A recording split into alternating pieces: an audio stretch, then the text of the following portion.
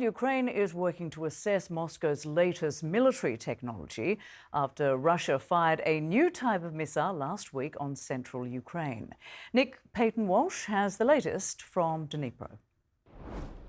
Well, it was the dead of night here that people in Dnipro saw the extraordinary scene on their skyline of that multi-warhead Russian missile, experimental according to US officials, and here a children's rehabilitation centre where some of the debris from the attack that night indeed landed. Children were here at the time, still broken glass on the ground below me, and really it's these vulnerable Ukrainians on the receiving end of the broader geopolitical message that Russian President Vladimir Putin wanted to send.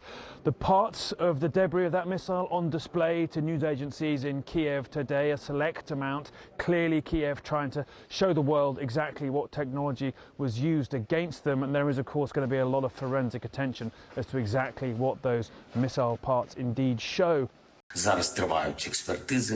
Experts are currently analyzing the evidence and working with our partners to establish all the details and the specifications of this missile and to find a response together to this latest Russian escalation.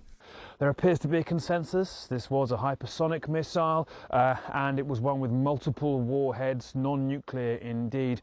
Vladimir Putin suggested that it can potentially get through all Western air defences, and I'm sure that the parts on display will be pored over to see if indeed that provides any clues as to whether this is a technological leap by Russia or not. But still here, the message itself was very much more immediate and terrifying, surely, for those who saw multiple different fragments raining down on them from above, and the damage still here palpable in the freezing night.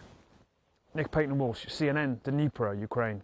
Donald Trump's choice to be the next US National Security Advisor says the president-elect is concerned about recent developments between Russia and Ukraine. Congressman Mike Waltz told Fox News that Mr. Trump is focused on setting up negotiations to end the conflict. The president-elect has been very concerned about the escalation and where it's all going. President Trump has been very clear about the need to end this conflict. And so what we're need to be discussing is who's at that table, whether it's an agreement, an armistice, how to get both sides to the table, and then what's the framework of a deal. Claire Sebastian joins me here in London. Well, he just outlined all the problems here, deciding who's round the table, getting them to the table. I mean, this is not something that's going to be done in 24 hours, as Trump has suggested. Well, and especially not given what we saw last week, which was clearly a new chapter opening up in this war. Russia firing that medium-range ballistic missile at Dnipro on Thursday, signaling they're willing to bring in this new class of weapons into the conflict, whose range massively, dwarfs the range of the Western long-range missiles that are now being allowed to be used on Russian soil by Ukraine's allies. So I think that is part of the concern for Ukraine, right? When you hear those comments from Mike Waltz, on the one hand, he's saying that he wants to end the war, that Trump wants to get a deal. Ukraine is still not at all clear how that would happen, how he would bring the two parties to the table. And obviously the concern is it would lead to some kind of freezing of the conflict in place, some kind of capitulation. And Ukraine does not like to be seen on an equal footing with Russia when it comes to negotiations. But on the other hand, he did say, look, for those adversaries who are out there who think this is a time of opportunity, they're wrong. He says he's met with Jake Sullivan, who's the current NSA, and they are speaking with one voice. And of course, Zelensky's tack since the election has been to say, look, we're ready to work with Trump. We want to hear his proposals, and we do want to end the war in 2025. So I think they're looking at this in a sort of nuanced way at this point. You know, a lot of commentary in some of the media does suggest that Trump isn't necessarily on Ukraine's side, but if we look at the evidence, he's been pretty supportive over the years.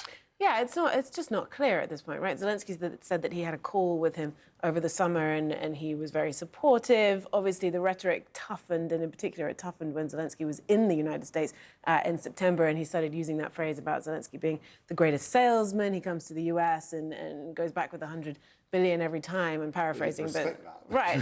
but I think it was sort of said in a derogatory sense. And of course, we know that J.D. Vance, his running mate, has openly opposed aid for Ukraine. So this was very unnerving to Ukraine. But obviously, now that he's won, they have to work with him. And I think it really puts extra pressure on meetings like we're seeing today at the G7 meeting, the Prime Minister going there to try to make his case. Blinken has obviously been a towering force in all of these different conflicts, but, you know, his power's gone away now. What do you think he's going to try and get from the meeting?